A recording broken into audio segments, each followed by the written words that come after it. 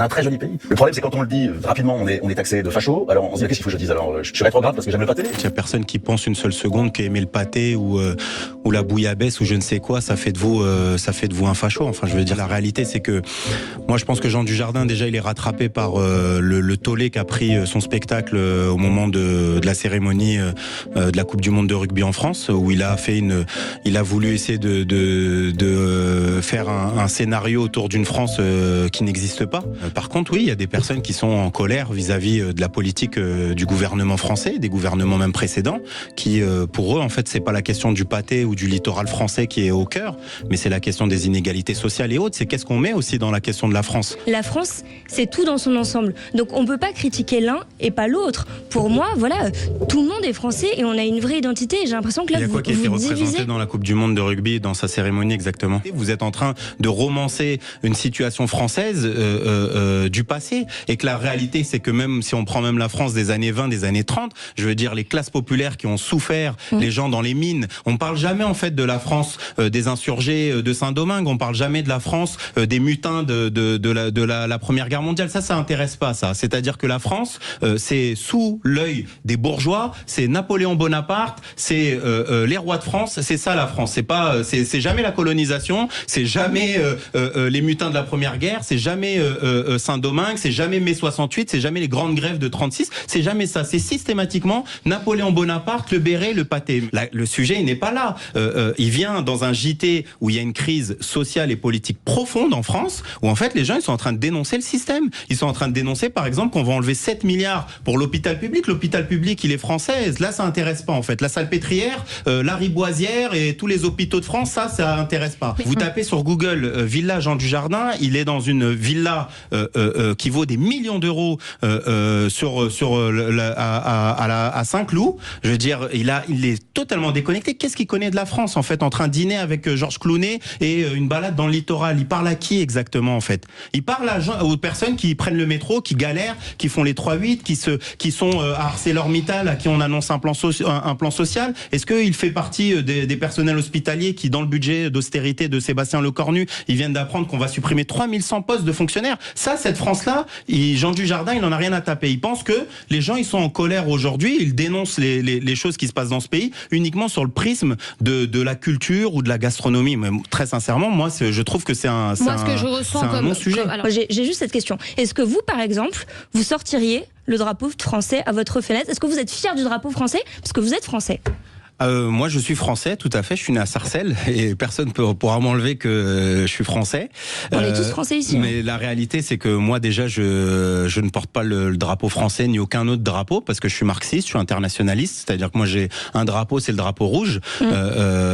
Après, je peux comprendre le drapeau français quand il est porté j'allais dans les manifestations du mouvement des Gilets jaunes où les gens s'approprient le drapeau bleu, blanc, rouge dans le sens de la révolution, dans le sens de la lutte contre Emmanuel Macron, etc. Enfin, je veux dire, il y a une symbolique que je peux entendre de la part d'un gilet jaune qui dit Macron démission et qui a le drapeau français. La réalité, c'est que ce drapeau-là, il a aussi un poids politique important dans le passé colonial, dans le passé impérialiste. Vous avez honte d'être français ?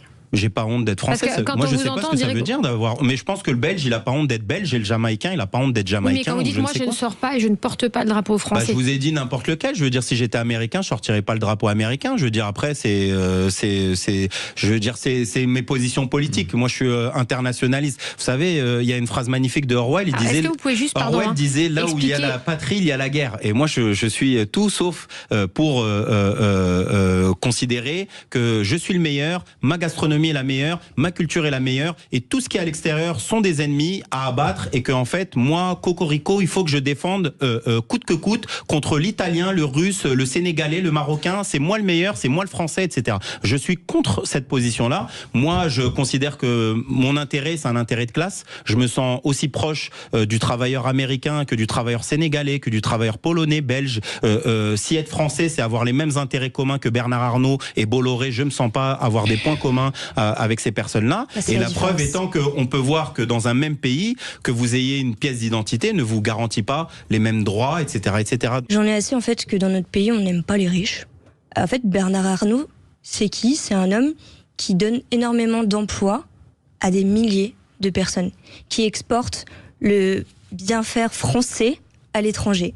Donc moi déjà, je le remercie parce qu'il permet à de nombreuses familles de pouvoir manger. Bernard Arnault, il ne nourrit pas des familles, c'est les familles ouvrières qui le nourrissent, d'accord ?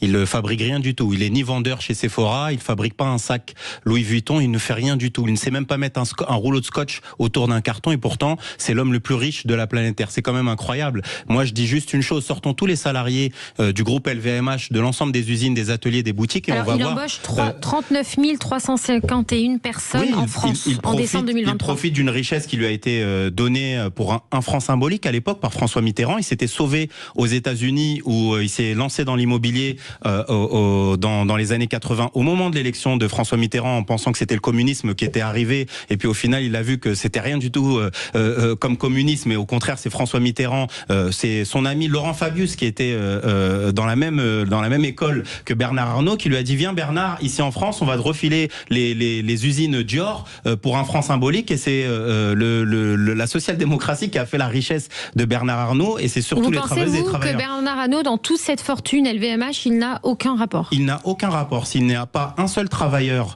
je vous donne un exemple. Carlos Ghosn. Carlos Ghosn, il était en fuite pendant 1 an. Il était toujours PDG de Renault. Moi, j'ai pas vu une seule voiture de Renault arrêter de sortir. Par contre, sortez tous les ouvriers de Renault des usines, mettez Carlos Ghosn à l'intérieur. On voit combien de scéniques, combien de voitures il est capable de fabriquer. Enfin, je veux dire, à un moment donné, après, c'est toujours intéressant. Il y a toujours un avocat de Bernard Arnault, c'est ça qui est bien, c'est-à-dire qu'il y a une conscience de classe dans la bourgeoisie qui est assez intéressante. Bernard Arnault, vous agoniserez dans la rue, il vous calculerait même pas, parce qu'il en a rien à taper en réalité de ce que les gens peuvent penser de lui. L'essentiel, c'est de le défendre. Et moi, je pense que, au contraire, il ne faut pas de riches. Il faudrait partager la richesse qui est produite par les milliers et les milliers de travailleurs, sinon les millions de travailleurs qu'il y a ici en France, et qu'au final, Bernard Arnault, mis à part faire de la captation, utiliser le fruit et la sueur du travail. Je vous donne ce qu'avait dit un ouvrier des ateliers à Saint-Ouen. Parce que Louis Vuitton a aussi des ateliers à Saint-Ouen. Il dit, vous imaginez, je fabrique un sac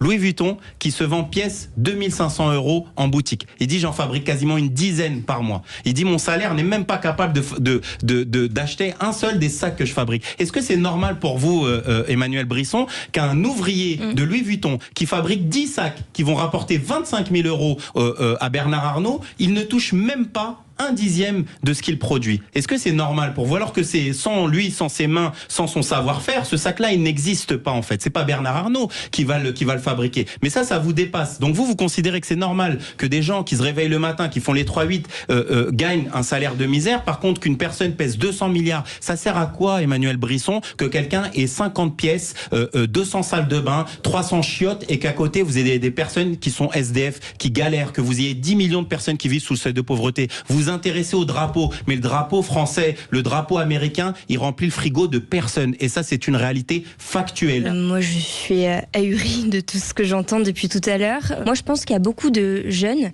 qui aimeraient pouvoir dire, voilà, je suis fière d'être français, je suis fière d'être française, mais qui n'osent plus le faire parce qu'ils ont peur qu'on les mette dans des cases. Ils ont peur qu'on leur dise, voilà, vous êtes d'extrême droite, parce que c'est un gros mot aujourd'hui. Déjà, je pense que pour répondre et dialoguer, moi je pense que c'est pas vrai déjà que avant les gens portaient le drapeau français, etc. Et, enfin, je veux dire, allez demander aux Corses s'ils se sentent français, vous allez être reçus. Allez demander. Moi, je suis corse et c'est vrai que c'est un débat. Voilà, allez demander aux Bretons, allez demander aux Basques, etc. Et tout à l'heure, vous avez dit quelque chose qui est une erreur. Moi, je vais de temps en temps en Espagne et aller à Barcelone. Allez en Catalogne, vous allez me dire combien de drapeaux espagnols vous trouvez dans toute la Catalogne. C'est un drapeau qui est lié à des oppressions, on peut pas le nier. Je veux dire, quand vous parlez, vous allez demander à un Algérien, vous allez demander à un Sénégalais, un Ivoirien le drapeau français, vous allez demander à des Maliens et autres. Enfin, je veux dire, pour lui, le drapeau en français, France.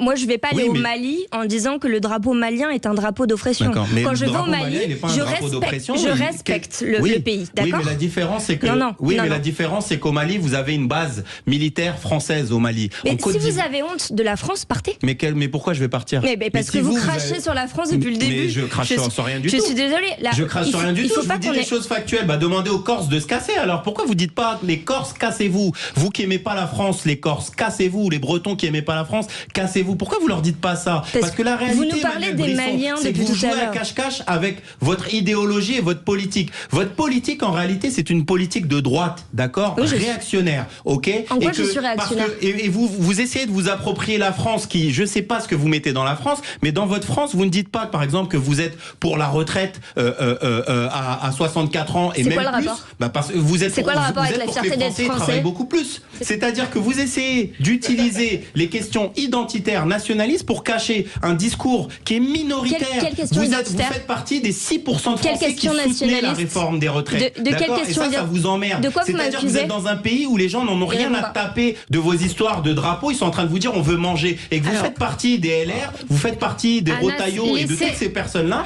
qui, au contraire, utilisent la question nationaliste pour cacher tout ça. Vous nous dites, oui, le drapeau français est oppressant. Il est oppressant pour les populations étrangères. Vous avez cité les Maliens. Je suis désolée, mais quand je vais au Mali, je respecte les coutumes du Mali. Je respecte le drapeau malien. J'estime que quand des personnes étrangères viennent en France, elles respectent la France. Elles respectent le drapeau français, elles respectent son histoire, elles respectent sa langue. Elles essayent, si elles veulent vivre en France, elles s'assimilent, d'accord? Elles parlent français, elles aiment leur pays. Et c'est ce qu'on fait. Vous parlez malien quand vous allez au Mali?